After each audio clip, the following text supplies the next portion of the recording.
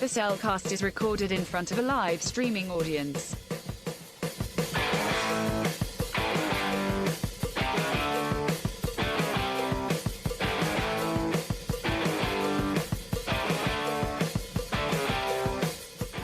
Hello and welcome to another episode of The Cellcast. Joining me today is a man who does not want anything to do with the gummy zombie bunny. Welcome, Jacob. Oh my gosh. It'd be like if he was eatable and I didn't become a zombie myself, I think I'd be fine. But no, get that little critter away from me. Right. Why, thank you. Let me introduce our co-host, a man who just wants to be by himself, get away from the pack, and turns out he really needs his pack. Welcome, Drew. Sometimes a man's got to do what a man's got to do. But True. Technically, in the context of this film, we're animals, so... Acting like a bunch of animals. Anyway... Yeah, tonight we are beginning our Halloween month coverage with Night of the Zoopocalypse. And as a bit of a programming note, for those of you who are not patrons and didn't already hear this already, last episode, we did say that we were going to be reviewing Finding Jesus on this episode, but because of scheduling issues and somebody getting a stone zapped out of his kidney.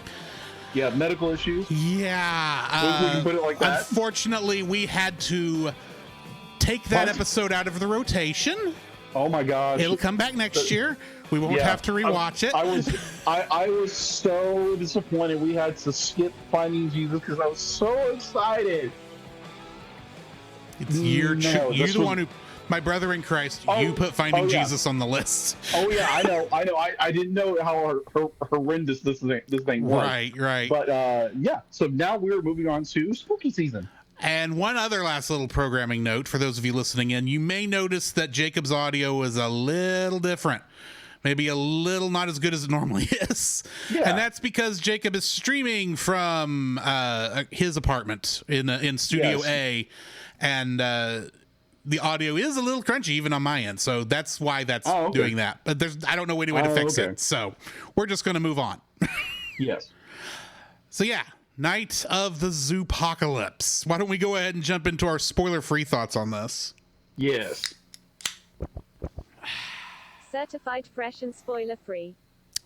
So yeah, this is my first viewing. I had heard about this film, I think, either in the last year or beginning of this year.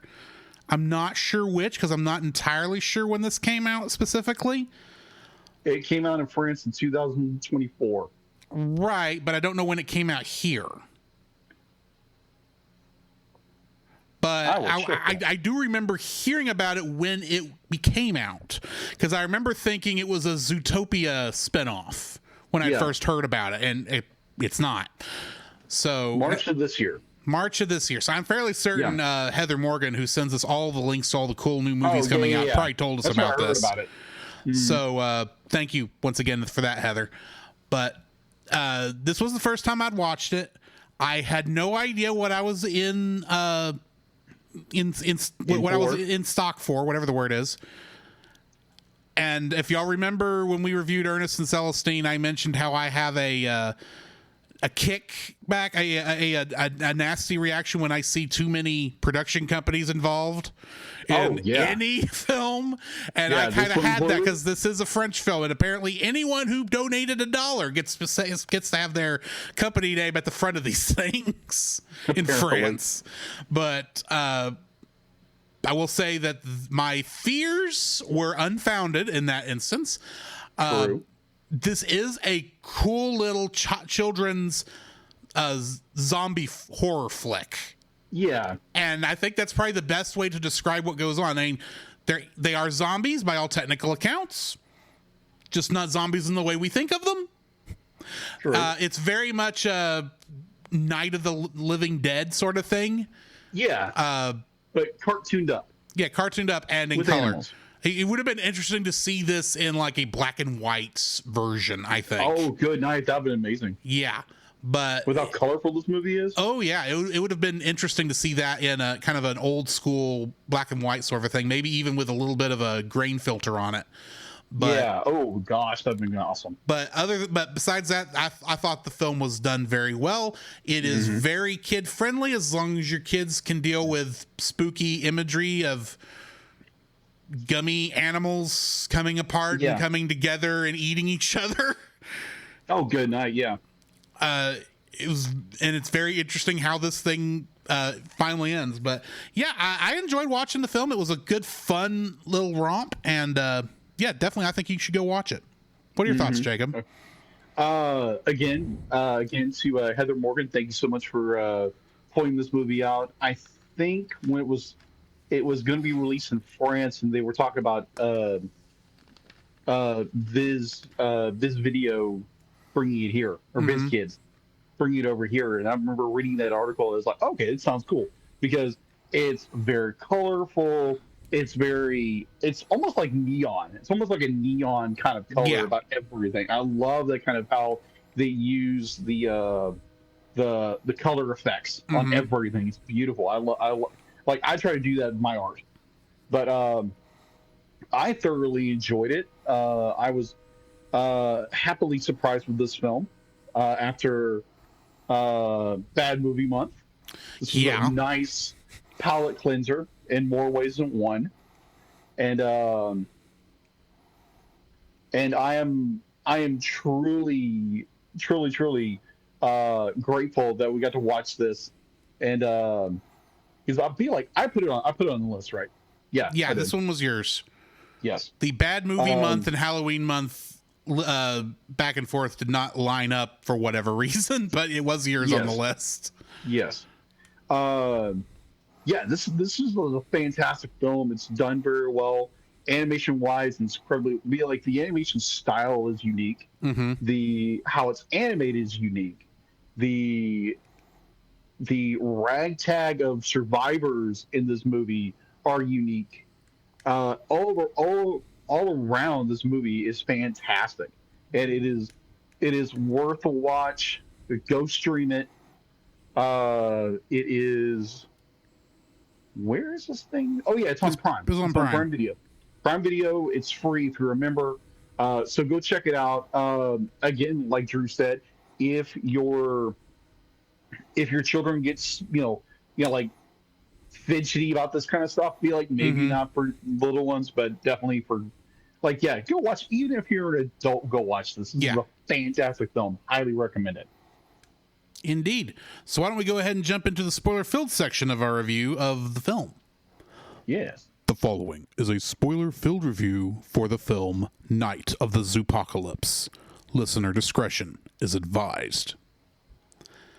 Night of the Zoopocalypse was directed by Ricardo Curtis, who directed 4 episodes of He-Man and the Masters of the Universe, and Rodrigo Perez Castro, who directed something called Kawati, and I think that was his only other directorial credit on there. So Kawati, Koati. I do not know what it is. It was also written by James Key, Stephen Hoban, and Brian Morey, and is based on the concept Night of the Zombies by Clive Barker. Zombies. That was his original idea for the name of the zoo zombies. Oh, okay. Yeah. Getting into the cast, we've got Gabby Cosmitis as Gracie, and in the show Unicorn Academy, she plays a character named Isabel Armstrong. David Harbour plays Dan, and he plays Alexei Shostakov, aka the Red Guardian in the Marvel Cinematic Universe. Oh, okay, that's what I thought I recognized that voice from. Pierre Simpson plays Xavier and Bill, and he plays a character named Gabri DeBow in something called The Three Pines. Paul Sun Hyung Lee plays Felix, and in the 2024 live-action Avatar: The Last Airbender, he plays Uncle Iroh. Oh, gosh. Okay. Scott Thompson plays Ash, and he played a director in The Pacifier.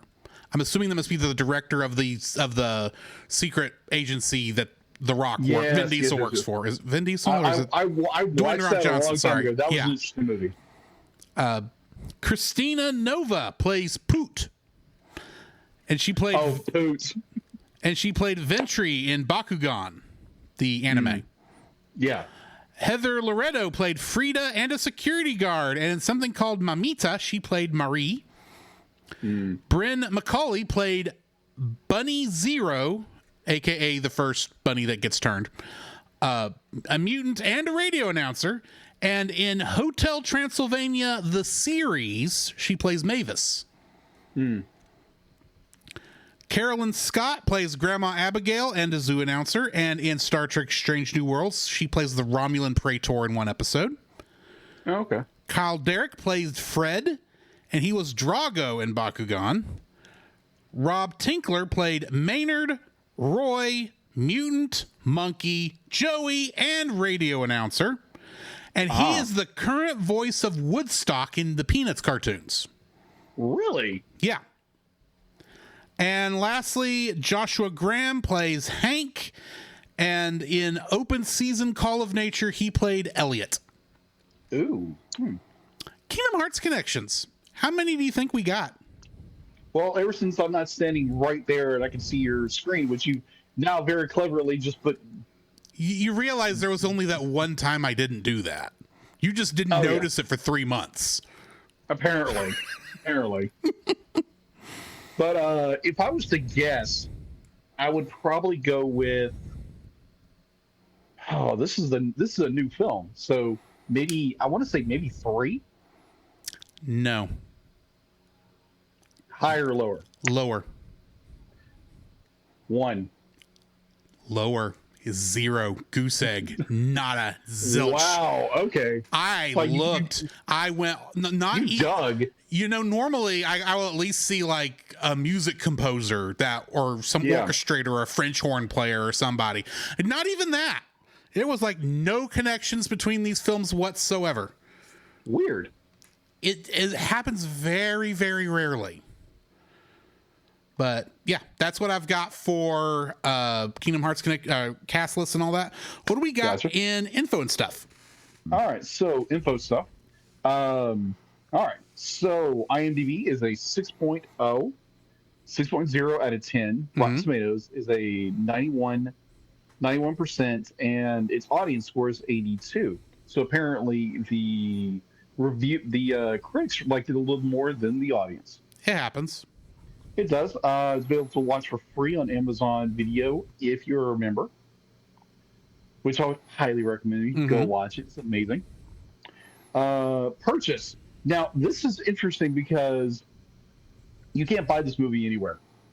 Yeah. Unless you want to pay a lot of money for it. So on eBay, you can go buy the DVD right now for $24.99.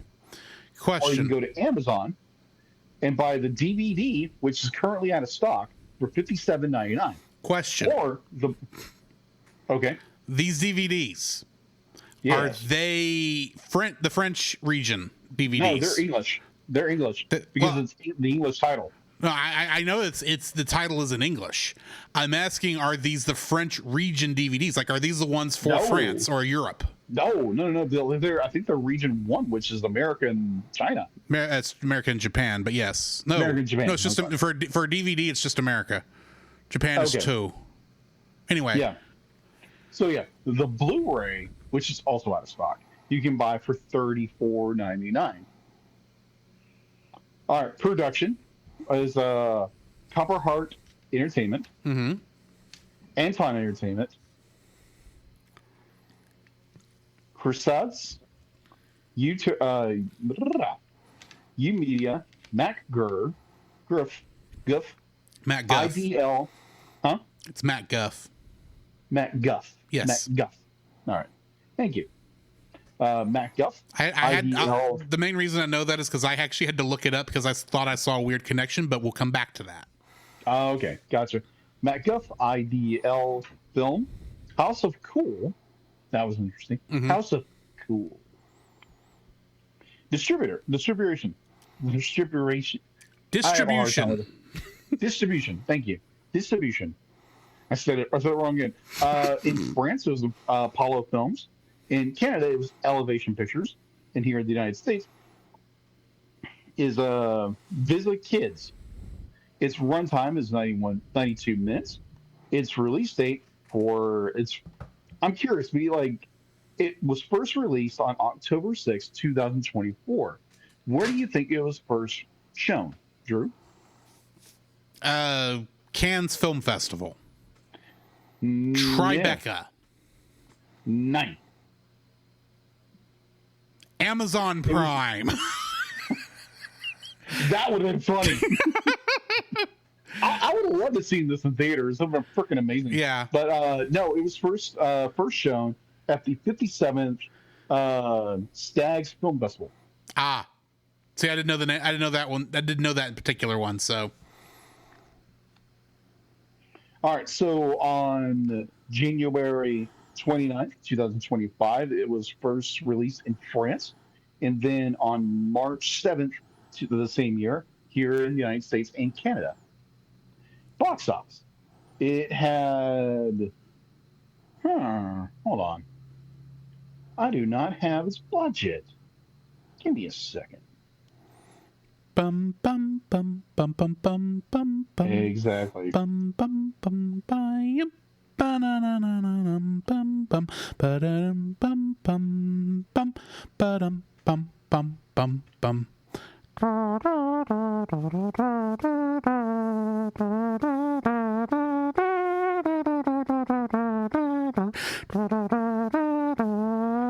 right, got it. All right, so this movie had an estimated budget of $12 million. Its opening gross for the United States and Canada. Again, I don't have the information for when it was released in Canada. It's all I have is the United States. And correction, I do have the distribution for its international. So it earned $2.1 million here in the old good United States. Sorry, I read that wrong.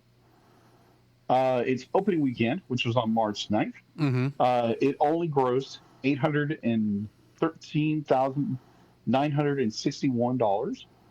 Its overall gross here in the United States and Canada was $2.1 million.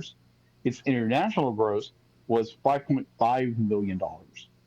So this movie did not do well.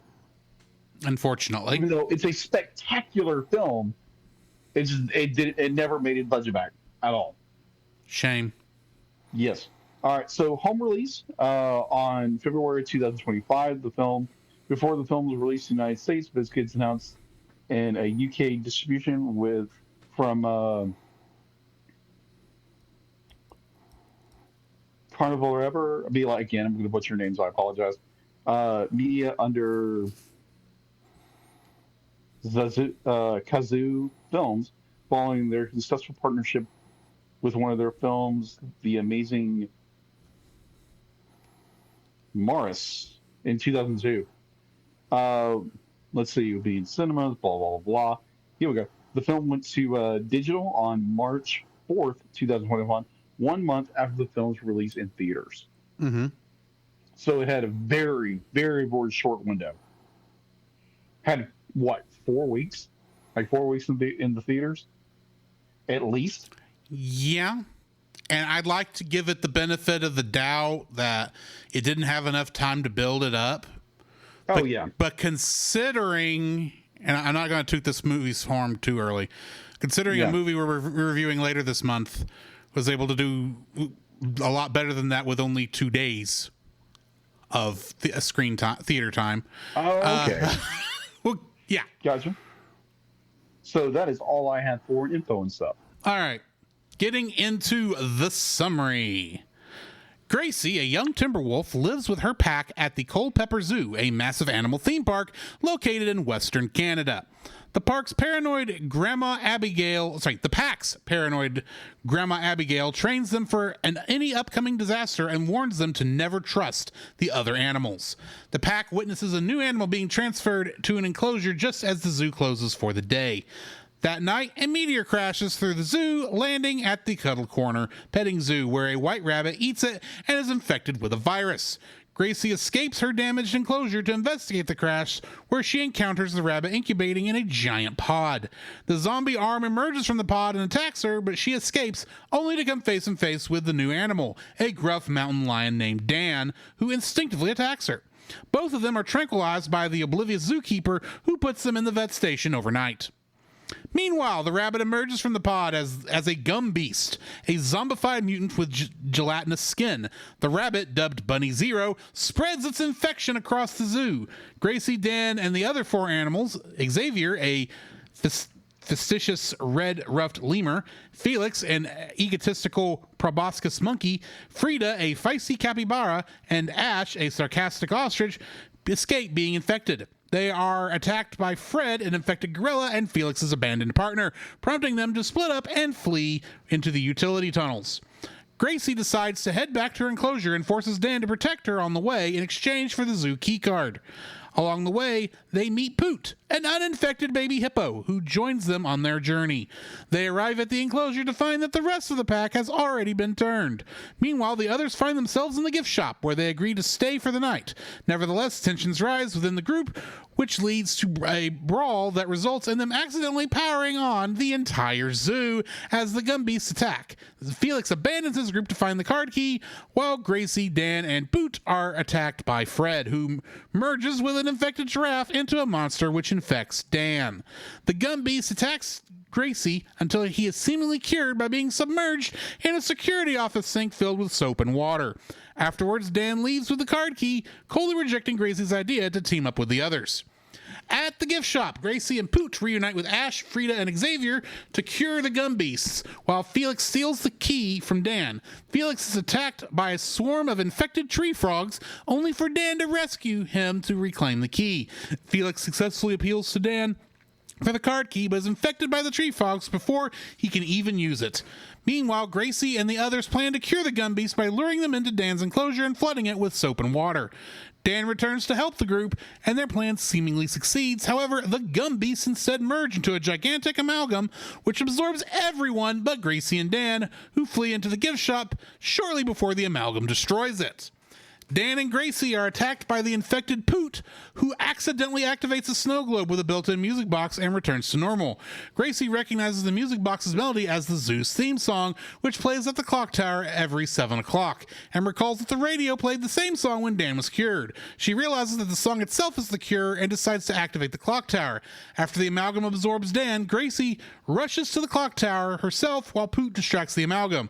The gum beast Felix tries to ambush Gracie, but she activates the clock tower and the song destroys the amalgam and returns the other animals back to normal. In the aftermath, Fred forgives Felix for abandoning him, Ash and Xavier become best friends, and Abigail and the rest of the pack start trusting the other animals. Dan leaves the zoo for the wild, but gives Gracie the key just in case she decides to join him. Getting into the trivia, which actually took me a little bit more work this week to get than normal. Notable horror creator Clive Barker provided the concept for this film's story and serves as its executive producer, marking his first foray into animation, though not his first time making media for children and families. For the Canadian side of production, the film was originally going to have its animation done by Tangent Animation. After their sudden closure in August 2021, animation duties was switched to L'Atelier Animation, who are best known for their work on Ballerina in 2016, according to this. According to concept art, characters were originally looking more realistic in the final product than they had gone in, which had gone into more cartoony designs later. Originally, the movie was going to be a 2-issue graphic novel about a boy getting trapped in a zoo during a zombie outbreak. Ooh.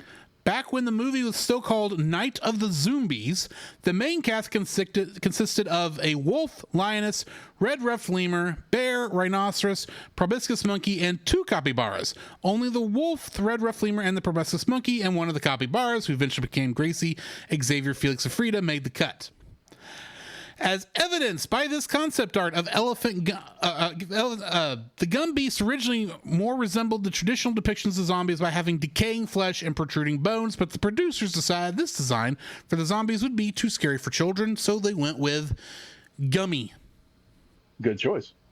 Lastly, you mentioned Matt Guff Animation was one of the companies involved with this.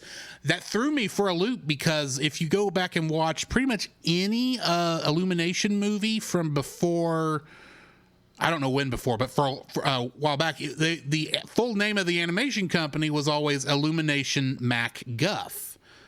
So I looked it up, and apparently at one point, Illumination and Matt Guff were merged. But in the last 5-10 years or so, Illumination spun off everything that was not being involved in their movie making side of things, like the stuff used for making the teams working on commercials and special effects and things of that nature, and they spun that off into a whole other company that works in France called Matt Guff, and then Illumination has the rest of it. So that's Very that. nice. Very nice. And that brings me to the end of the trivia. What is your first like for this film? My first oh my gosh, the lighting effect and atmosphere of this movie, it just from frame one is like, oh my gosh, this is gonna be amazing, because just from a visual standpoint, it pops. There's I don't think there's a dull moment when it comes to the visualization or the visual aesthetic of this film. It does not let up. Like, especially when, like you mentioned, the tunnel scene. Oh my gosh, I love that. It's like when that what kind of animal was that came in that scene? I can't remember. Either or. I think that's the combination of Fred the gorilla and the giraffe. Could have been. I think it was a gazelle. I'm sorry, it was a gazelle. It was creepy, whatever it was. Yeah, it was creepy as all out. It was so well done. It was like, oh my gosh! If I was a kid, I'd freak out about this movie. But it's just like how, like the Gumby Beasts, or I like to call them the Gumbies were just Gumbies. Yeah, the Gumby zombies. Just be like, yes, be like. If it was me, I'd be eating a Gumbies all day. Because I'm a Gumby fan, not as in the TV series, because I was way before my time. I love the aesthetic, the design, everything. Be like, even down to the dwarf hippo. I love that design. Oh my gosh, that was so much fun. It had to be glued from the first frame when it came to its animation style, its I guess you can call it particle effects of the design, the lighting effects, everything. It's just so well done, and I enjoyed it. So that's my first like. My first like on this one is the design of the Gumbies. The fact that you can still tell what animal it is. In fact, with one of the characters at least, because I think only one of the mains fully transformed into a Gumby, which was Poot. You can tell what character it is just by looking at them. So they're still identifiable even as their individual characters, but the whole gummy texture and the loss of the fur and the fluidity of the zombies or the Gumbies, I really, really enjoyed. It gave it this otherworldly alien kind of feel to it that was, I thought that was definitely necessary. And when they started, it was a great way to have, the standard horror jokes of, they're holding on to like the head of one of these things that they think is dead, and all of a sudden it's still attacking them while they're holding it at a distance because they're gum. It's all, so they're able to do cool things like that. The whole fact that by the end of this, nearly every animal is in this giant chimera amalgamation of creatures. It's like, oh, I wasn't expecting to see that tonight. It's just kind of cool how it allowed for all of this. I only got really one like little nitpick, but I'm going to save on to that till we get to dislikes involving that. But because I do think there is one missing opportunity they could have done in this, but we'll get there when we get there. But yeah, I like the design of the Goombies because they were just so kind of cool in how they handled the zombie concept in a still kid friendly, not gory situation. Yeah. So my second, like, kind of, it doesn't really bounce off yours, but it's more the it takes the tropes of the horror aesthetic and makes it. It doesn't dumb it down for like little kids, but it makes it more palatable for little kids. And at the same time, as an adult, as a reviewer, as someone who has a love for animation, love for drawing, I just, it has this like it sets up every little thing you would think a horror film does. It does, and I was like, yes, okay, you're going in the tunnel. Okay, they can't find the keys. This. They're having all these conflicts with each other because that's what you find in horror films. And I think through like Movie of the Week podcast and just my own exploring of different genres of film, I have grown to appreciate more horror as a genre. And overall, I just, again, from first frame, is like, okay, what are they going to do? What is going to happen in this movie that just sounds like a horror film for kids? And I was immediately hooked. I was immediately hooked with the concept of this movie, and just like when you start using little tropes from classic, iconic horror films to just emphasize, like, hey, we know what we're doing, and we're going to make a children's film out of it. It was just brilliant, and I want more people to go watch this film. And second, it is the horror aesthetics of this gloriously, beautifully colorful kids film. You mentioned the horror aesthetics. I'm going to kind of expand that into the entire B movie aesthetic of the whole thing, because not only do you got like the horror imagery like this with zombies and such, like you see in like Night of the Living Dead and many other zombie flicks. At the beginning of this, you've got a throwback to Invasion of the Pod People. With the way the bunny Zero gets first consumed. I'm watching this, I go, the only thing that we're missing here is a theremin going wild in the music right now. or someone saying Klaatu Verada Nikto or something. It was just like, it just had this immediate feels like this is a modern movie, yes, but at the same time, this is a 50s, 60s era, 70s era B movie where it's just going to be people running for their lives, trying to stay alive. Things are just very pulpy, very chaotic in a good way, and it's the kind of thing that it feels like the kind of thing that predates like your Friday the 13th and your Halloweens, but because it's just cheesy enough that it's fun, but it's still spooky enough, especially with the animation, that you don't know what's going to happen next. I could see some kids, getting the piece scared out of them and hiding behind the couch.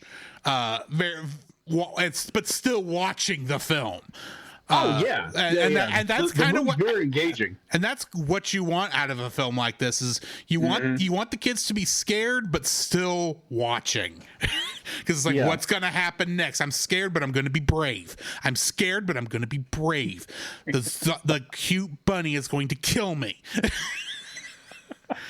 But I think Invasion of the Body Snatchers, Alien. There's the tunnel scene is very reminiscent of Nightmare on Elm Street.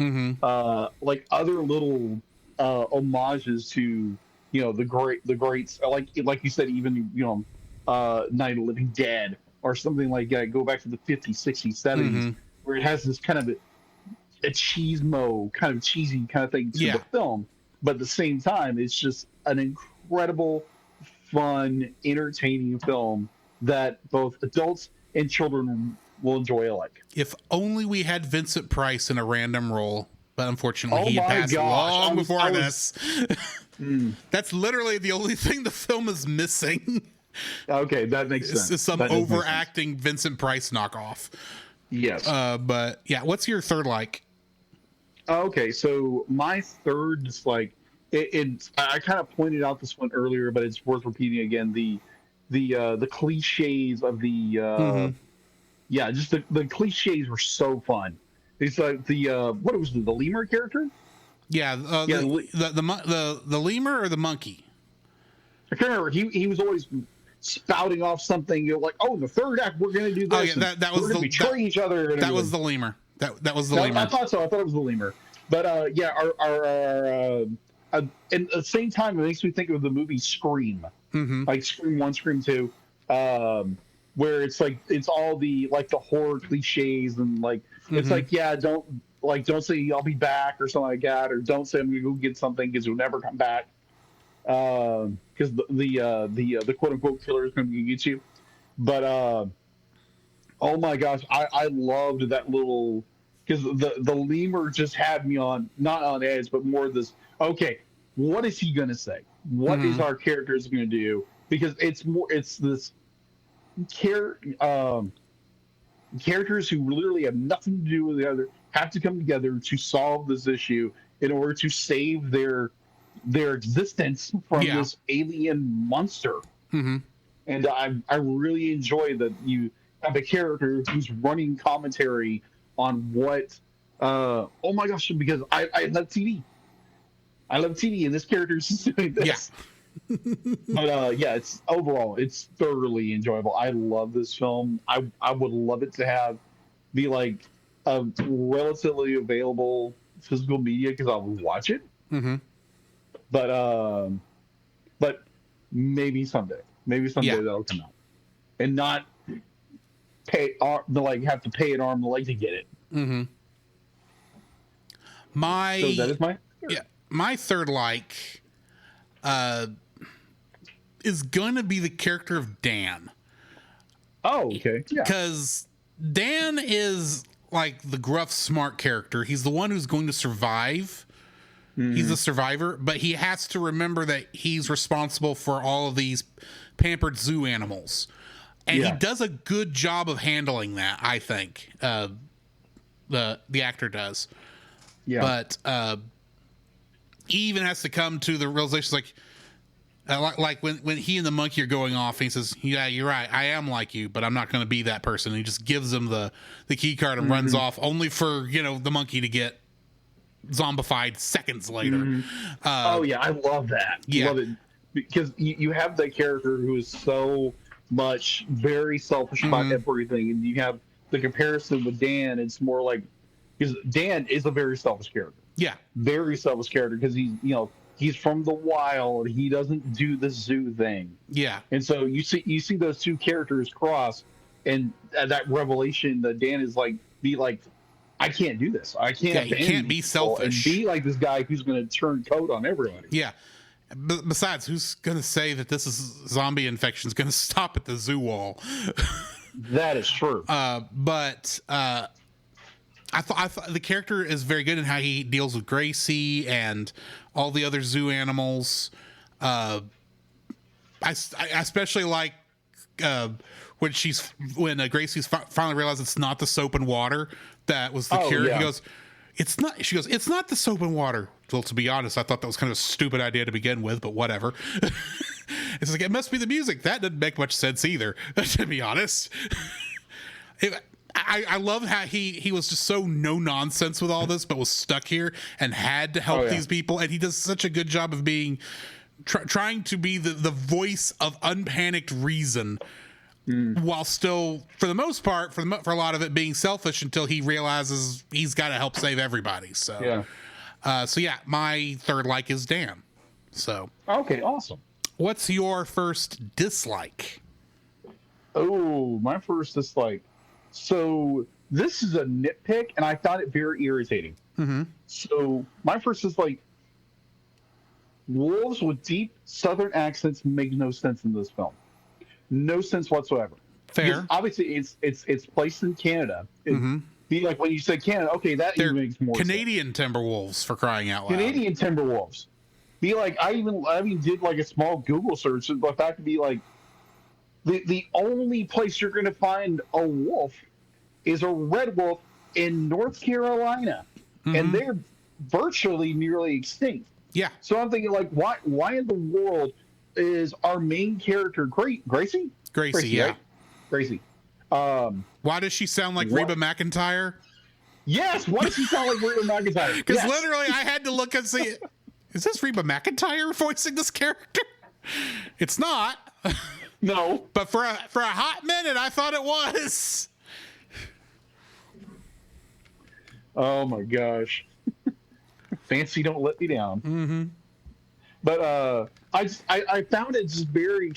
I had to look this up. It's like, if it's based in Canada or France or here in the States, I'm like, where is this? Because like, being from a southwestern kind of a southern state, I don't recall ever wolves in this area.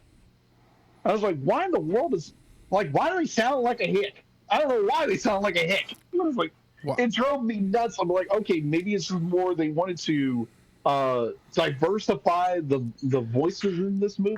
I'm sure that's all it was. Is they were wanting like a diverse sounding cast and decided when they liked how this person performed the role, they went with it. So yeah, I could see that.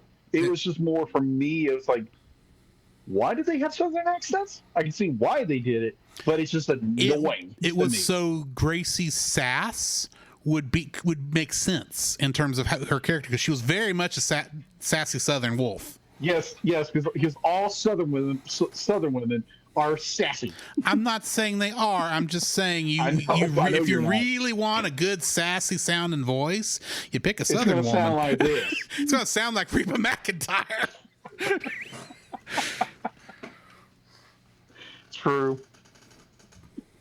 Oh, I guarantee if Reba McEntire had fit in this film, actually be like, hold on, let me watch this. I mean, there's no reason she couldn't have been. No, there's not. And it wouldn't have been Reba McEntire's first foray into horror either, for that matter, or monster movies in general, in any way. Oh yeah, Tremors. Because she's in Tremors. Yeah, it's one of her first ever films she ever did. Yeah. My first dislike for this film, I teased it earlier, and it's a missing opportunity that immediately, as soon as I saw Poot, I was preparing myself to see what I thought was going to come, and it never came.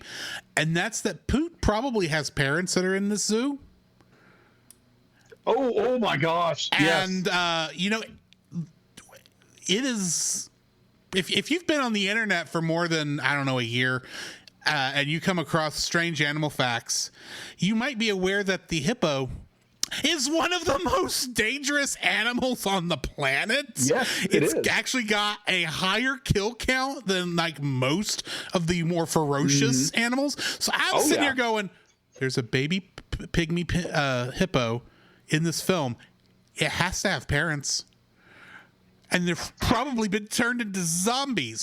Where on earth in this film are the giant hippo zombies?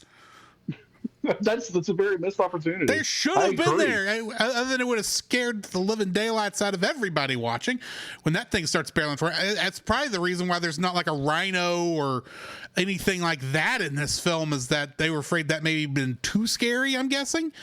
Maybe. Because most of the animals do seem like the most run-of-the-mill zoo animals. The most ferocious looking thing in here is the gorilla. So, or the mountain lion. Yeah. Yes. But I'm sitting. The minute I saw Poot, my first thought was giant hippo zombie. When is it coming? And it never came. Yeah. And that's I think that my would have been a really good revelation. It's like, yeah. Coach just gets shocked. It's like, oh my gosh, Mom, Dad. Or if they had worked it into the story where Yeah. we find out, oh, Poot doesn't have parents, that's why we don't have to worry about them. Yeah. That would have been a cool thing, but at the same time, I was like, you teased by this character even being here, giant hippo zombies, where are they? Without giving me without telling me where they went, you just decided never to include them. Yeah, which That's is kind of like disappointing. It's very disappointing. Yes. So that's my first dislike. So my second dislike is oh my gosh, the way I think it's clever because they set it up, but I think the execution is very poor. You have it's like, oh, we can dissolve our conflict with soap and water. That doesn't obviously work. And then all of a sudden they just biomerge into this gigantic Why did I monster. knew you were going to say biomerge? That's the first thing came to my mind, bro. Third season Digimon. Moving on. Yeah, moving right along. Dig-a-doom, dig-a-doom. But I was like, oh, okay, this you could have done something different, except this, this merging of every gooey abomination into something another abomination. Mm-hmm. Don't be wrong, it's a cool idea, but I think execution wise is just poor, because there again be like the way the movie resolves its issue is through music. Yeah. And it's like, okay, I love how they, how like she has to go and like has to get to the clock tower and like push the lever up. It's like you could have went and got a radio or something like that, but it builds tension. I get that. Well, at the same time, I understand why you say that, but she has no way of knowing what else is going to play all those loudspeakers across the entire park, because she's trying to take all of them out at once and make sure. That's the one thing she actually knows how to trigger it. So yeah, that's the only the build up of the story is great. I think it's just I don't know. I'm torn with it. I'm torn with it. Let's be honest. I'm torn with it. The only other way I could see it going a different way is if it's like at the end of the movie Elf, when Zooey Deschanel's character starts singing Christmas songs to get everyone to start believing in Santa, and that slowly started building among the animals, and as some of them were coming up, maybe they start singing to help everybody else. That's a little too cutesy for me. I kind of do like just the giant clock going off and saving everything. I agree. It does have this camaraderie because our characters are coming together and you want them all singing and trying to help each other. I get that. I think there could have been a cooler way to end the film, but I do agree with the way they did it. I think there was maybe a more interesting way, but I do enjoy the execution. Right. There's just something about it, like, oh yeah, everything just merges into one, becomes this goopy monster that's going to stomp around. Mm-hmm. And it takes the power of music to bring it down. Weird. I enjoyed the execution. It was just kind of weird. I mean, that's how you take out Venom, is with sound. True. And we don't know if it's just music or if it's kind of any kind of loud, long-running sound. So yeah, okay, that makes sense. It's just that's what worked, and that's just I'm playing devil's advocate for here because I understand why you say that, but yeah. Fair. My second dislike for this is I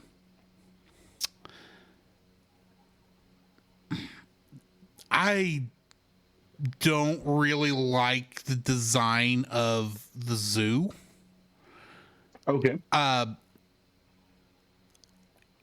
It seems to change depending on the needs of whatever scene we're currently in. Oh, agreed. It doesn't really feel like a well planned out park, a well planned out set for the movie.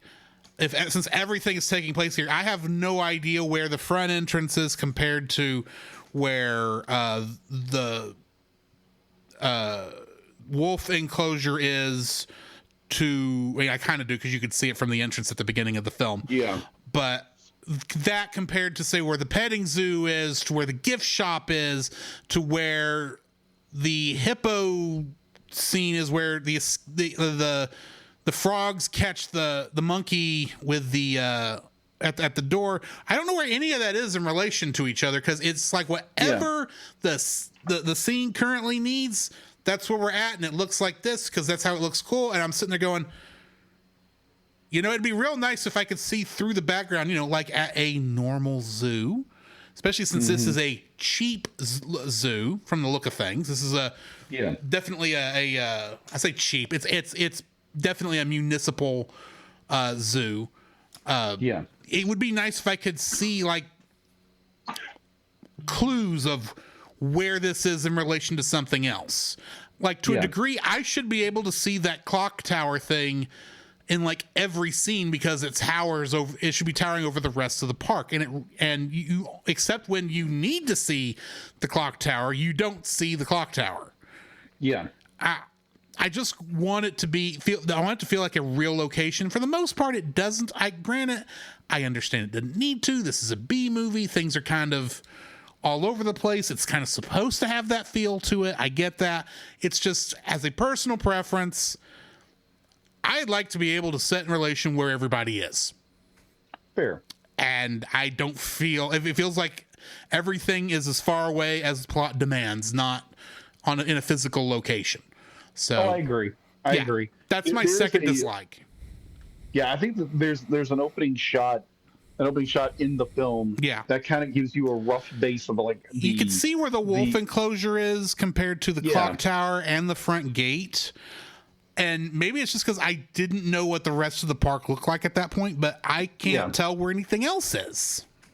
Yeah, because there's a map they show at least a good proximity of what the park looks like. Mm-hmm. But I agree with you. The fact that the layout is okay. We need this amazing scene to happen, so we need to discard. Be like, I don't know if they actually designed it in the movie. I'd be like, they gave a general idea, but it looks like they just took the general idea and expanded it, because by the end of this film, this park must be huge. This but zoo, if you look at the map of it, it's a very tiny zoo. Very, very tiny zoo. This zoo is like the TARDIS. It's bigger on the inside. Yeah. And that only works with the TARDIS. Every other time it doesn't work. Yeah, it doesn't work. Be like, so they break their location to make a bigger scaled story. And I get that. I'm actually, to a degree, fine with the exaggeration. I just want at least a little more grounding. Fair. So that the exaggeration actually pops more. Okay. If that makes sense. Yeah, it does. What's your third dislike? I don't have one, actually. Oh. Yeah. Well, my third dislike is it's Fred, believe it or not. The way they were playing him, I thought he was going to be more of a character in the film. And really, he's like got a couple of speaking roles or a couple of lines at the beginning, and at the end, the rest of the time, he's a giant zoo monster. It's like, okay, that's cool how you subverted my expectations and all, but we didn't even get to see him get turned. He turned off screen, so the only clue we had is it opens up and go, oh, yeah, that's the gorilla. That's Fred. Okay. Oh, yeah. I totally agree with you. I think Fred the gorilla should have been a much larger presence in this film, because there again, you got this big gorilla and he's only in one or two scenes and that's it. Yeah, it's like, but this feels like he should be at the very end of the film, but I'm fine with him being like the sacrificial lamb that allows the main group to get away. That was a good scene. But I kind of wanted him to get caught while running with everyone else towards the vet's office. If he got caught there and he got left outside, And then we see that it's like, okay, he tried and didn't make it, and now we have to deal with that. But he didn't even make it out of the enclosure before he got turned.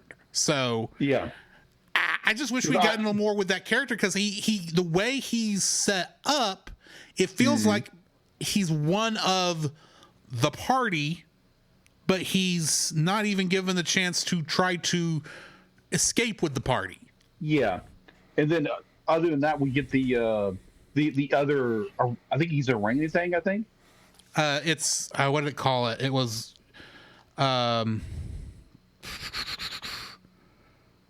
proboscis monkey. Yeah, proboscis monkey. We get him instead, which is fine. Why they brought him in? Which is fine. Do not get me wrong. I'm fine with that character making it in, but I kind of wanted there to be more of a hope that the gorilla was going to survive his fellow neighbor's betrayal, only to be taken away at the very end. I wish they'd given him more of a chance before it's like, okay, and he's a zombie. It's like, oh yeah, okay, yeah. I think it was kind of like there could have been more opportunity for the character of Fred to be more of a spotlight in this movie, because he was a very funny character, and you instantly, it's okay, I like this character, and he was already immediately he gets turned, and then you get one scene with him, and that's it. Yeah, and he was the only one that really felt like something was wrong, and they need to take care of something, and he's the one who gets turned. So it's like, yeah, you could have done a little more with this. I do like the idea of the one smart character being the one who can't escape because everyone else is taking advantage of him. I think that's an interesting story trope.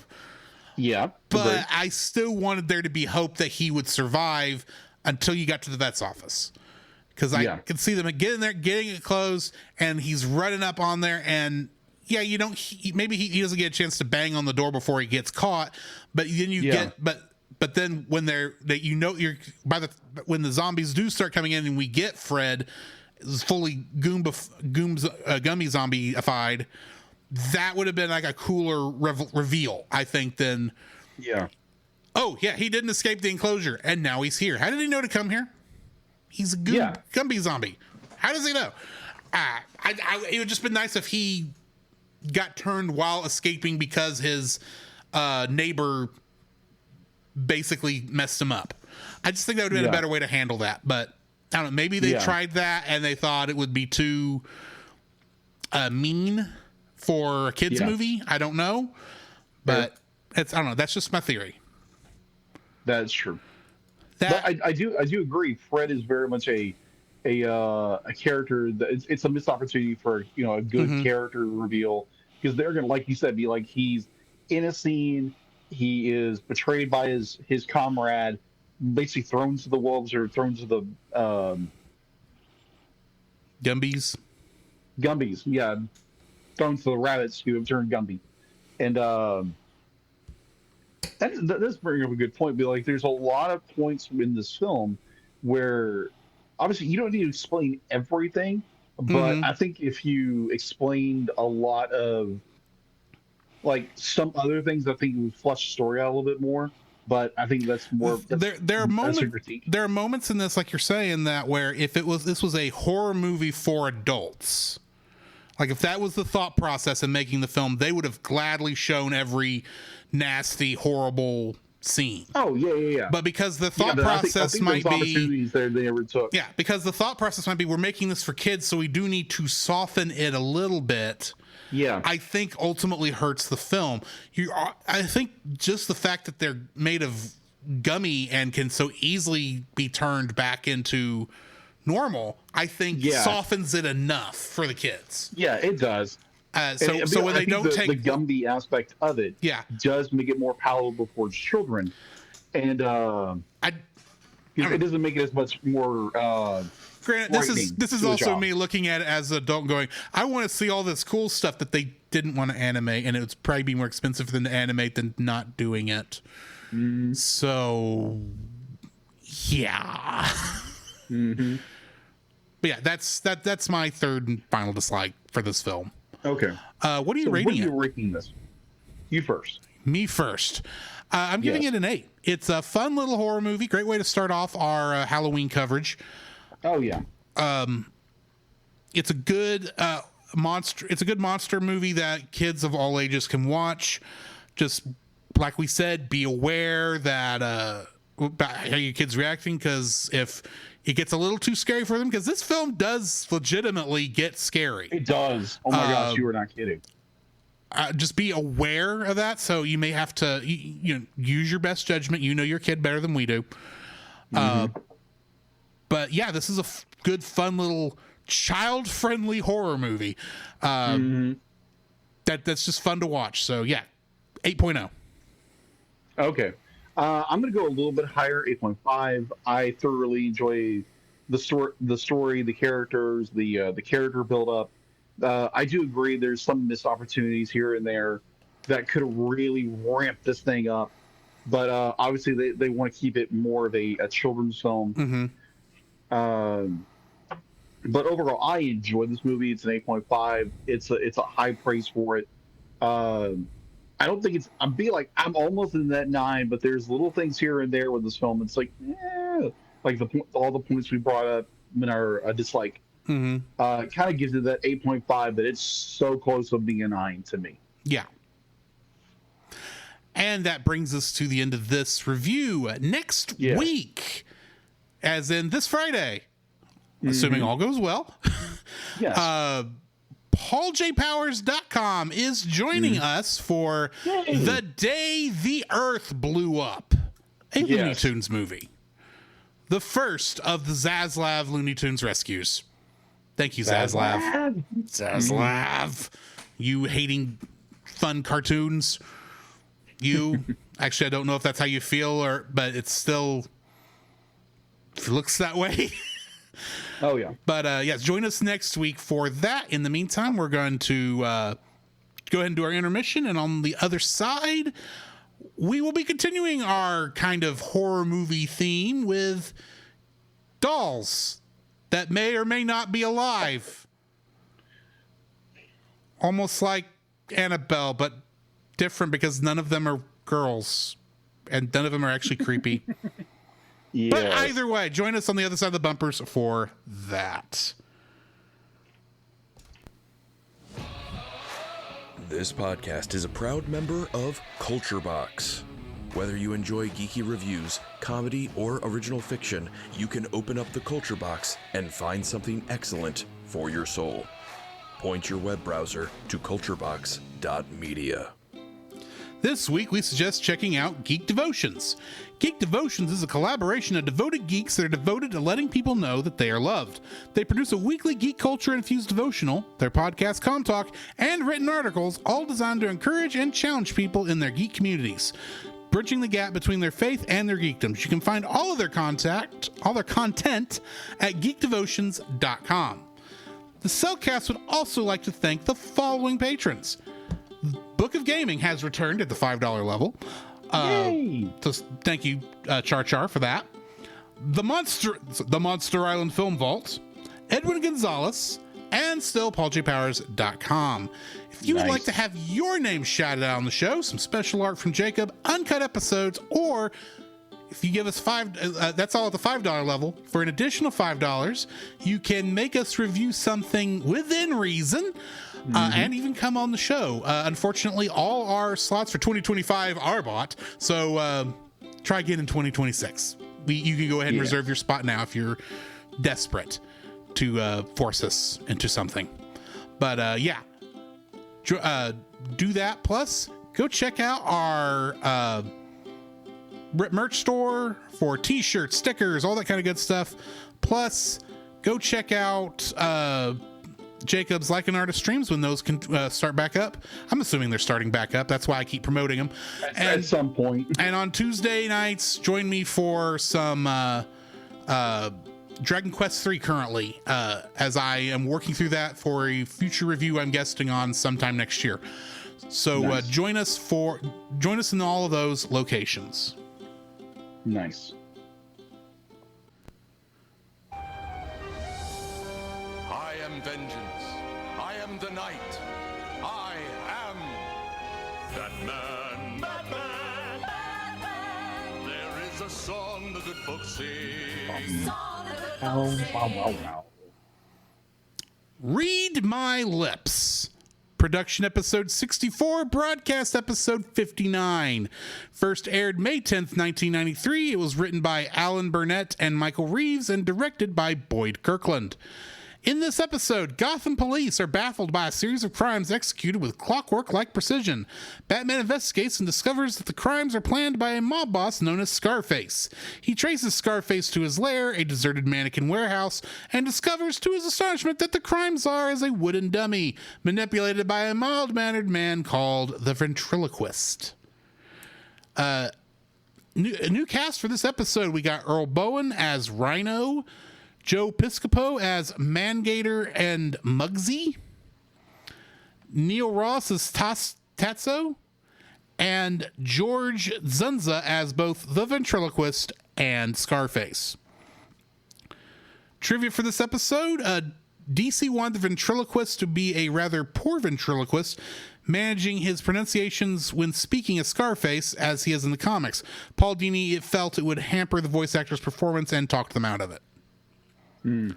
Unlike most versions of Scarface, this version doesn't have the distinctive characteristic of mispronouncing words with the letter B due to the ventriloquist's inability to throw his voice in B sounds, instead substituting it for G and G sounds.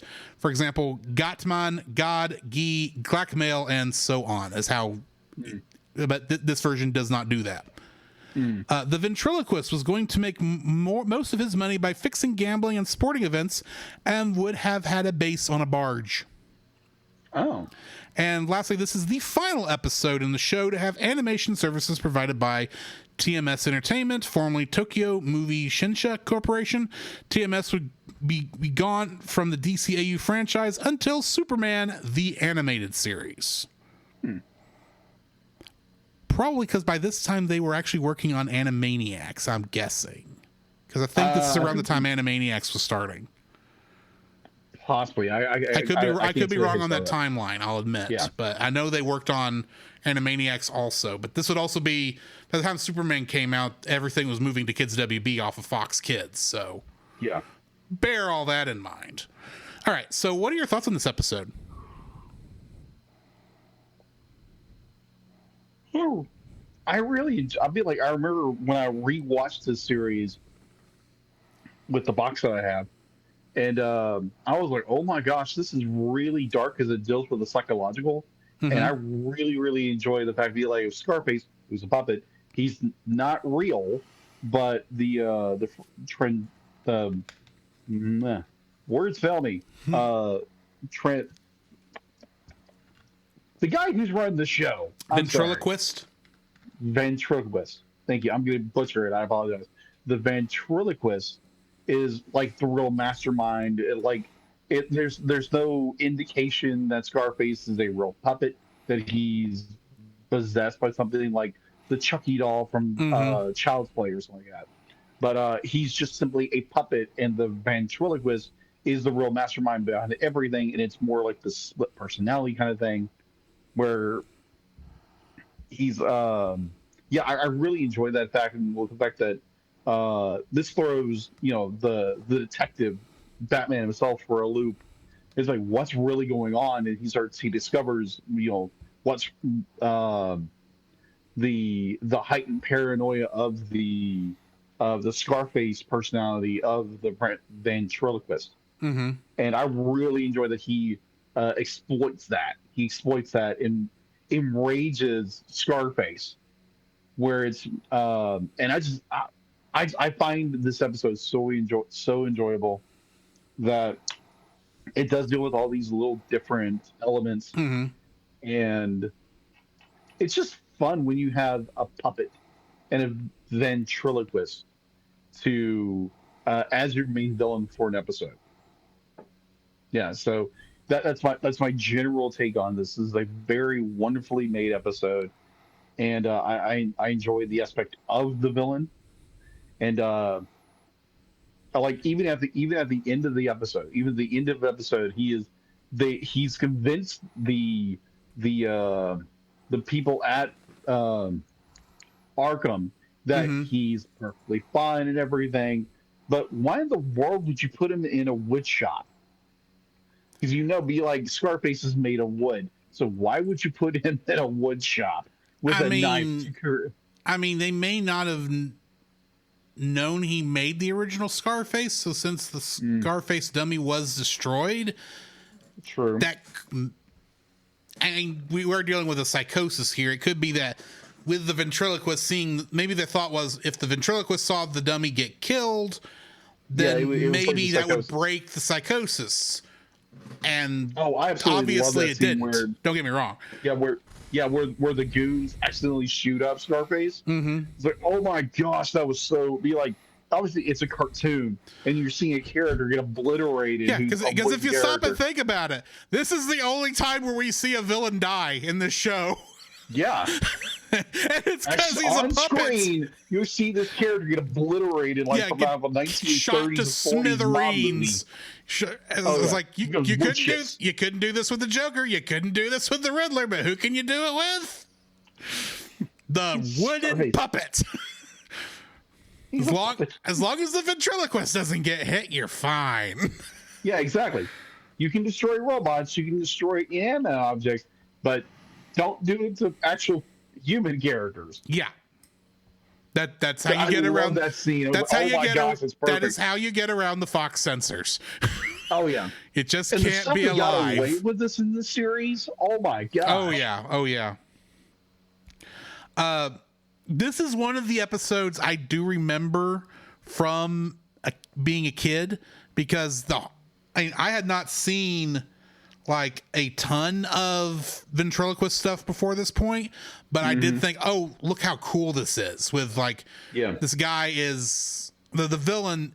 You don't even as a kid, I was thinking maybe Scarface is alive, but he has to have somebody's hand operating him so that he can do something. So maybe the ventriloquist is actually a victim of this. Yeah. And that works until you get to the very end and he's recarving Scarface. Like, okay, yeah, that's not anything like that. Granted, I'm trying to do some weird alien mix mash. Yeah. I mean, Poison Ivy's not even really a half plant, half woman in this version of Batman. So I don't yet. So I don't know why I would have thought in comparison, it's like, oh, well, this guy can be a puppet parasite thing. Oh, that would have been interesting. That would be an interesting way to handle it. But as a kid, you imagine way too much into these things. But I thought this was an interesting idea when I was a kid. So I'd kind of forgotten it was in here because we had seen 60 episodes by now. And I would have assumed this would have been like an earlier episode due to how much I remembered it. But at the same time, I can also see me coming home from school, watch Power Rangers. This would have come on afterwards. You do. Oh, yeah. And I didn't know the idea of reruns and seasons. I kind of did, but it's like, Batman's on, I'm gonna watch Batman. Which episode is it? Oh, it's the one with the cat guy turning Catwoman into a cat girl. That's that episode again, because that one repeated so often. But I do, so I can very obviously see it not correlating in my mind that this would have, when this was a new episode, where it would have fit into everything, because I probably saw like, you killed Captain Clown the day before this, so I can easily see that happening. So I do remember enjoying this one as a kid, and I enjoy it now. It's just a fun concept for an episode. It's a good episode, and definitely if you're not keeping up with us and maybe you're just kind of going through and cherry picking the episodes based on our reviews of it, this is one I actually would suggest. It's a good one. Oh yeah, highly recommended. It's such a good episode. Definitely check it out. Also tonight we are looking at The Worry Men. Production episode 65, broadcast episode 64, aired September 16th, 1993. Awful big jump there. Written by Paul Dini and directed by Frank Parr. In this episode, wealthy socialite Veronica Vreeland returns from Central America bringing tiny handmade dolls for all her friends. According to native legend, once placed under a pillow, the dolls do the sleeper's worrying for them. Unknown to Veronica or her guests, each of the dolls contains a tiny microchip which plants hypnotic suggestions inside the sleeper's brains, even Bruce. New cast for this episode: Roger Rose plays the Jaguar Shaman. Vernie Watson Johnson plays Dana Blessing. I mean, for some reason I think that's switched, but oh well. And lastly, LeVar Burton. Yes. Geordie LaForge in Star Trek, or the host of Reading Rainbow, take your poison, played Hayden Sloan and a henchman in this episode. And the minute I heard his voice, I was like, oh, I know who that is. That's Geordie. It's Geordie. Trivia for this episode: the Mad Hatter's quote is from the Lewis Carroll poem Jabberwocky, featured in the book Through the Looking Glass. Oh, okay. This episode makes it clear that the Mad Hatter in the DC animated universe is actually British, despite his pronunciation of certain words with American English, possibly for American audiences who would otherwise not understand. Near the end of this episode, while the Mad Hatter talks about wanting to buy an island, his animation is very smooth compared to that of the other characters, Batman included. This is because the Mad Hatter is briefly animated on ones, meaning his character moves every frame, while the other characters are animated on twos, meaning they move every other frame. Now. This was likely done to emphasize the eccentricity and elusiveness of the Hatter. The same technique of animating different characters at different rates was used in Spider-Man Into the Spider-Verse in 2018 to convey the experience of one character compared to another. Basically, they did it to make him look crazier. Yeah.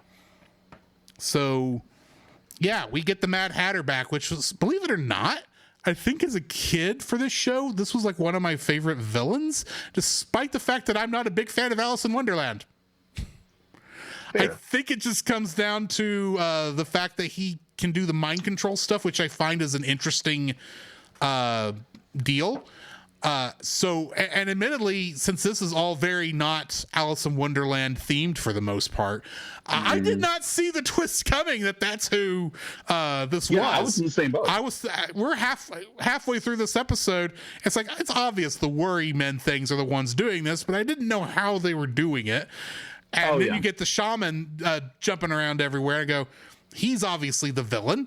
It turns out he's just as much a victim as anybody else is. It's a lot of misdirects. Yeah. And so the minute you realize, oh, there's a microchip. Ladies and gentlemen, this was the 90s. You didn't have to explain anything more than it was a microchip. Yeah. On what this weird technology was. It didn't matter. It was like, there's a microchip. It's like, dude, there's thousands of microchips in this phone right here. Yeah. That you're listening to. It's like, one microchip is not just going to automatically turn you into a mind-controlled zombie, but that's just how this weird technology works. So the minute I realized that, I was like, oh, okay, yeah, this probably is going to be Mad Hatter, even though there's no hats in this one. And it's not very Lewis Carroll, but still, it's a good, fun episode. What are your thoughts? Agreed. I enjoyed it because there was a lot of misdirect, and it was like who's actually who's the baddie of the episode? Why is, because you have our Catalyst character who's come back from her safari, and she's brought all these gifts and everything, and it's more be like, it's not one of the like, it's my first thought was to be like, oh no, she's not the villain, she's just more, she's been played into or something like that. Well, it's been going to be like they do a lot of misdirection with this. It has been a while since Veronica Vreeland was on the show. That is true. Because I had to double check that this wasn't a new character. It's just been like 20, 30, 40 episodes since she's been on. Mm-hmm. Yeah. Very true. But overall, I enjoyed this episode because there again, animation as always is amazing. You have the Mad Hatter returns, and I do like they do keep within the theme of the Alice in Wonderland character. He's like he's a be like he does quote a Lewis quote, Mm-hmm. and because when you try to keep a character tied in with what their origin is, it makes it better. Because if you try to branch out too far, you lose the character, you lose what your objective of the character is. And I was just like, this isn't one of those film episodes that I was like, okay, I love this. The animations are really well done. It's Mm-hmm. a good episode. It's not the previous episode we just reviewed. Yeah. Yeah. Uh, Read my lips. Sorry. Yeah, Read My Lips was a fantastic episode. Oh my gosh. This was kind of like, okay, this is, if I were to scale it, probably, I guess, oh my gosh, that would be a nightmare to rank all these episodes one day. Mm-hmm. That'd be nuts. But overall, it's enjoyable episodes. It's a good episode. Yeah. It's not one of these. It's not a the Demon's Quest or anything like that. It's just a good episode. Yeah, I'd agree with that. So we've been kind of talking about this coming up, in that we are taking a short break from Batman the Animated Series, not because we're not enjoying it, but simply because we need a palate cleanser. Like we said, we've reviewed 60 or so episodes of this. We have, if we were to record for the next month, we've been recording Batman episodes for a year. Yeah. We need a break, because as good as the show is, we want to finish as strong as we started. So we are going to jump to another show for a short amount of time. What were you going to say? I was going to say, it's again, Batman the Animated Series season 1 is phenomenal, and like Drew said, the need to change it up a little bit is very much needed, because Drew said it's just not going to go. It's going to be like, if we continue on this course, it's more okay. We've been doing this for a year. We need something. We need a break, and so we are doing what? We are going to be watching an anime called Outlaw Star, which will take us, I think, into March before we come back to or February until we come back to Batman, if I've got this figured out correctly. But starting next week in this spot, we will be reviewing Outlaw World and World of Desires, the first 2 episodes of the television series Outlaw Star. So join us for that. Yep. Or you got the artwork pinned up. So, anything you want to say before we jump out of here, Jacob? Thank you so much, guys, for joining us. And thank you again for those who prayed for my surgery and my little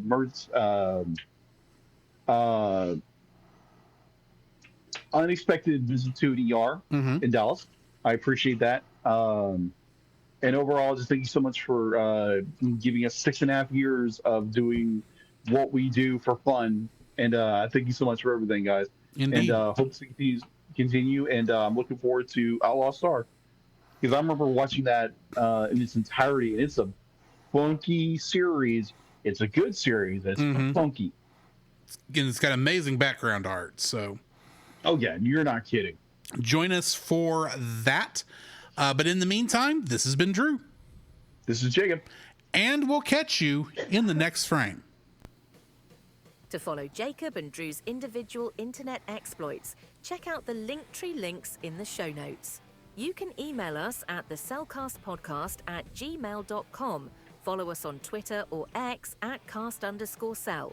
Follow our Facebook page, The Cellcast Podcast, and join our Facebook group, The Cell Nation, our YouTube channel, Cellcast, and our Rumble channel, The Cellcast Gaming.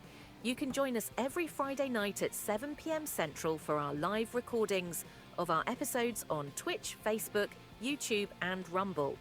You can also join Drew on those same streaming channels on Tuesday nights at 8 p.m. Central for gaming streams. You can listen to our podcast on Apple Podcasts, Spotify, or anywhere else fine podcasts can be downloaded from. please rate and review us where you found us. Our theme song is Drop and Roll by Silent Partner. Our bad movie theme is It's Party Time by Gregory Snegoff, with additional audio from the film Titanic: The Legend Goes On. And remember, that's Cell with a single L.